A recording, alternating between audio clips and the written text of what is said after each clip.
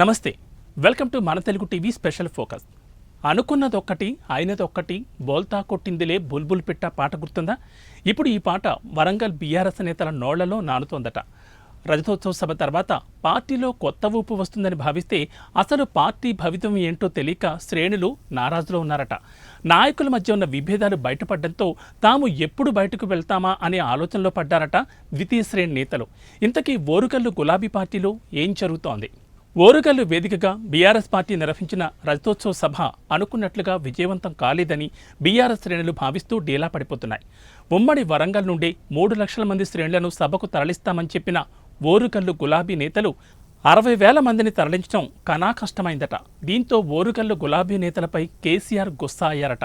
సభ నిర్వహణపై ఓరుగల్లు మాజీ ఎమ్మెల్యేల మధ్య ఆధిపత్య పోరు నెలకొనడంతో ఒకానొక సమయంలో సభను హైదరాబాద్లో నిర్వహించేందుకు సిద్ధమయ్యారట కేసీఆర్. దాంతో ఓరుగల్లు బీఆర్ఎస్ నేతలంతా కేసీఆర్ను ఒప్పించి సభను సక్సెస్ చేస్తామని ప్రాధేయపడ్డారు.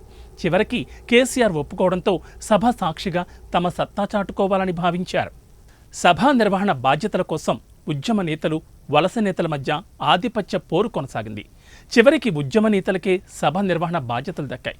దీంతో పార్టీ పుట్టినప్పటి నుండి ఉన్న నాయకులకే కేసీఆర్ గుర్తింపిచ్చారనే టాక్ వినిపించింది.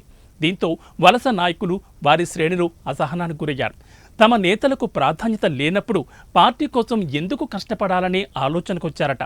సభలో కేసీఆర్ ప్రసంగం తర్వాత జరిగే పరిణామాలను బట్టి నిర్ణయం తీసుకునేందుకు సిద్ధమయ్యారట మరికొందరు.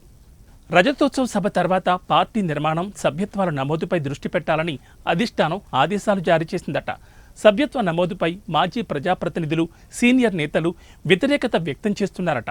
కీలక సభకు శ్రేణులు తరలి రానప్పుడు సభ్యత్వ నమోదు సైతం అదేవిధంగా కొనసాగుతుందని, అప్పుడు పార్టీ బలహీనత బయటపడుతుందని ఆలోచిస్తున్నారట.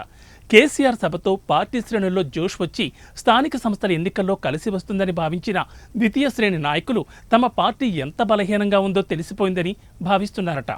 మొత్తానికి 10 లక్షల మందితో సభను గ్రాండ్ సక్సెస్ చేస్తానన్న నాయకులు అందులో విఫలమయ్యారు. నాయకుల మధ్య ఆధిపత్య పోరు కారణంగా వర్గాలు ఏర్పడి క్యాడర్ సైతం 2 గ్రూపులుగా చేరిపోయింది. తమ నాయకునికి అవమానం జరిగిందని అనుచరులు సైతం పార్టీ పట్ల తీవ్ర వ్యతిరేకత పెంచుకుంటున్నారు. ఇలాంటి సందర్భంలో స్థానిక సంస్థల ఎన్నికలకు వెళ్తే ఘోర పరాభవం తప్పదని భావిస్తున్నారట గులాబీ శ్రేణులు.